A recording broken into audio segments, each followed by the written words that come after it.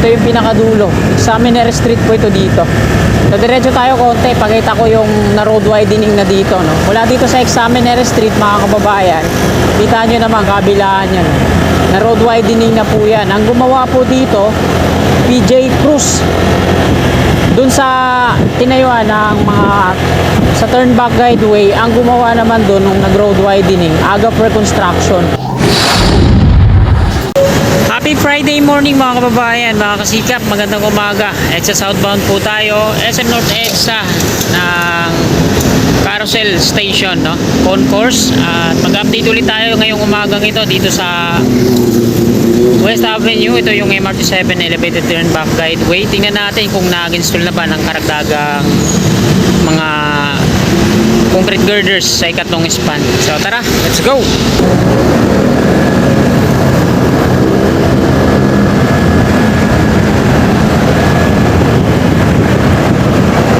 Kitang-kita dito yung mga steel trusses, yung bubong ng ano no, ng North EDSA Common Station. So halos kalahati na, no, yung installan ng ano, mga roofing. At West Avenue na po ito dito. Ito yung West Insula sa kanan natin. Ayan yung laging nilalagay kong address. So yun, sinusukat-sukat na dito, no? Sinusukat-sukat na sa ikatlong span, may tauhan dun, no?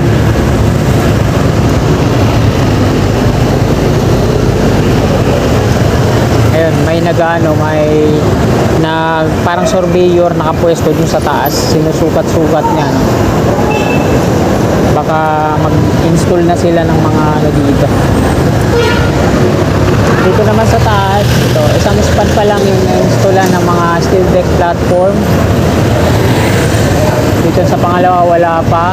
Ayan, sinusukat-sukat nila yung ikatlo, baka nalalapit na yung installation ng ikatlong span.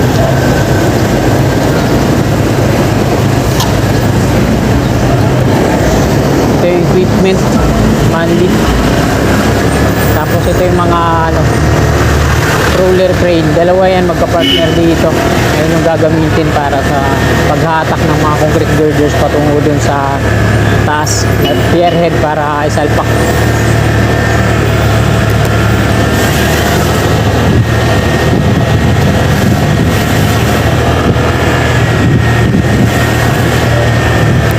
Ayan. Talagang mamomonitor natin yung galaw na proyektong ito dito.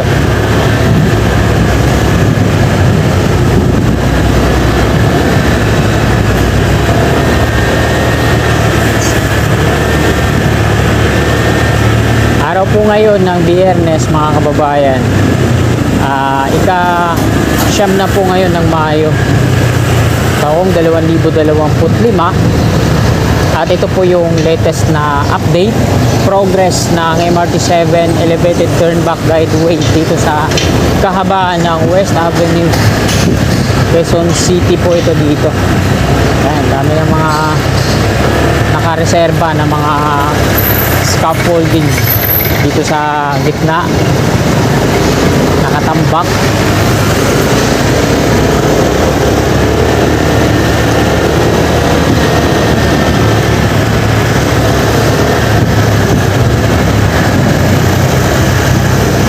So nung binilang ko yung mga piers na nandito, hilera sa West Avenue, ay umabot ng 46. Dito lang sa southbound EDSA, yung dulo, 44. Kasama na yung mga double column po niyan. Pang 46 yung nandoon sa tawid, yung double column na sasalo na, yung gagawa nila ng balance cantilever.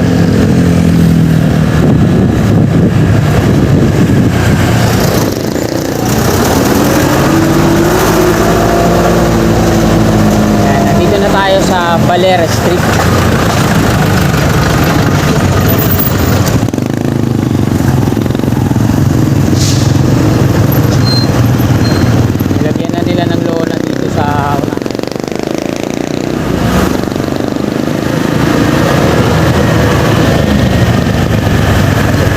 Parang meron pang awang dito na isa eh. Parang kulang, parang may ilalagay pa silang rebar dito, no? Rebar cage. Ayan o, dito sa part na to. Isang layo ng distansya kumpara dito sa unahan. Ayan, konkreto na hanggang dito sa dulo. Ito yung pinakadulo. Examiner Street po ito dito. So diretso tayo konti. Pakita ko yung na road widening na dito, no? Mula dito sa Examiner Street, mga kababayan, kita nyo naman kabilaan yan, no? Na road widening na po yan. Ang gumawa po dito, PJ Cruz. Dun sa tinayuan ng mga sa Turnback Guideway, ang gumawa naman dun nung nag road widening, Agap Reconstruction. Pero dito, ayan o, hanggang Delta daw to. Sabi ng nakausap ko dito na workers ng PJ Cruz, itong ginagawa nilang widening ay abot daw to hanggang Delta. Ayun ang pagkasabi niya. So, patungong ano yan, Timog, ano? So, diretsuin natin to hanggang dun sa may Quezon Avenue. Del Monte intersection. Ayan o.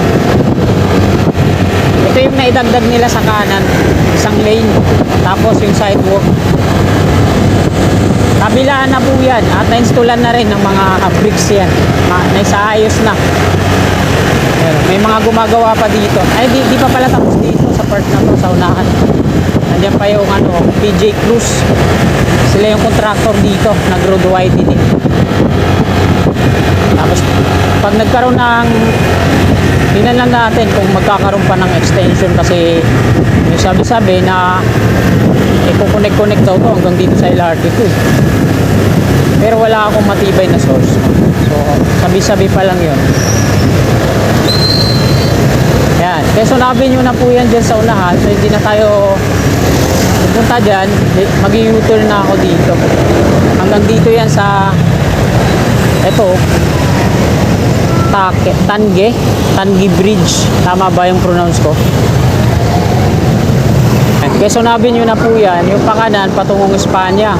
Yung pakaliwa naman patungong Timog. Yung kaliwa diretso patungong ano yan, patungong Quezon City Hall, Commonwealth. Ayan yung mga biyahe pala ng mga jeep na yan, yung naka-signboard Delta. So ayun nga, yung road widening na to hanggang Delta daw, sabi ng PJ Cruz. So tabayan na natin mga kasikap kung magkakaroon pa ba ng extension dito. MRT7. Sana patuloy yung at totoo yung sinasabi ng isa natin kasikap. So connect daw yan. LRT2, MRT7, tapos dito, baka dito daw dadaan yung extension, ano. Sana magkaroon tayo ng link doon. Informasyon na yun.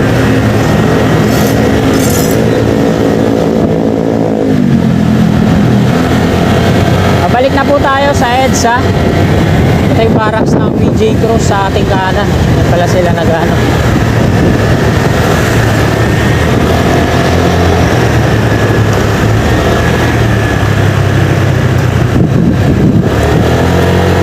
Pala eh.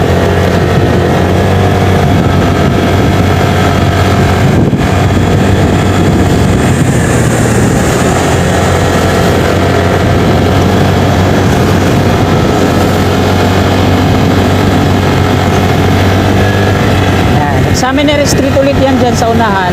Pinakadulo na itong mga pier columns na to mula EDSA southbound.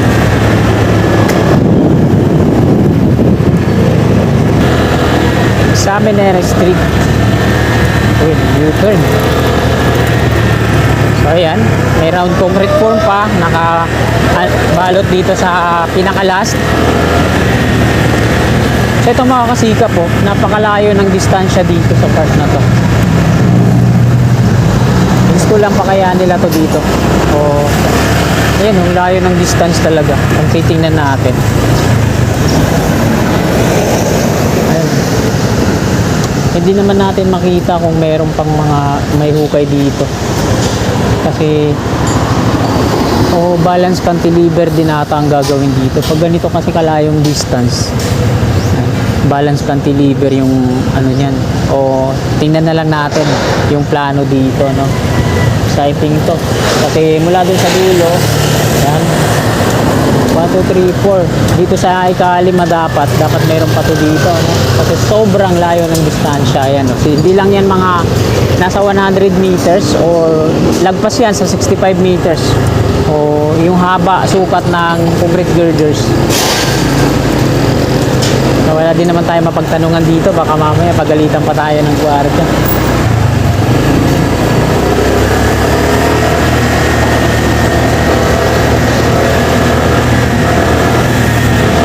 Balik na tayo dito sa EDSA. Kasi ito yung normal na haba ng concrete girder. 65 meters. Pero yung nandoon, tingnan nyo naman, napakahaba. Kulang-kulang mga 100 meters yun kung di ako nagkakamali.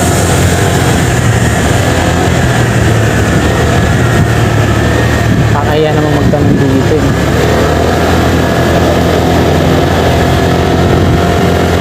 Ito yung pier alignment. So hanggang dyan pa lang. May pat lang dito. May pier head na to.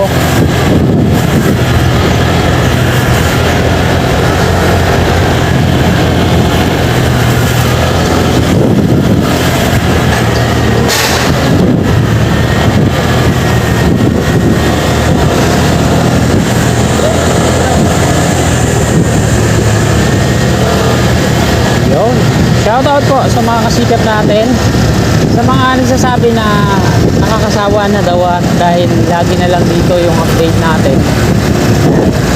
Hindi ko naman po kayo inuubliga, no? Pinipilit na manood.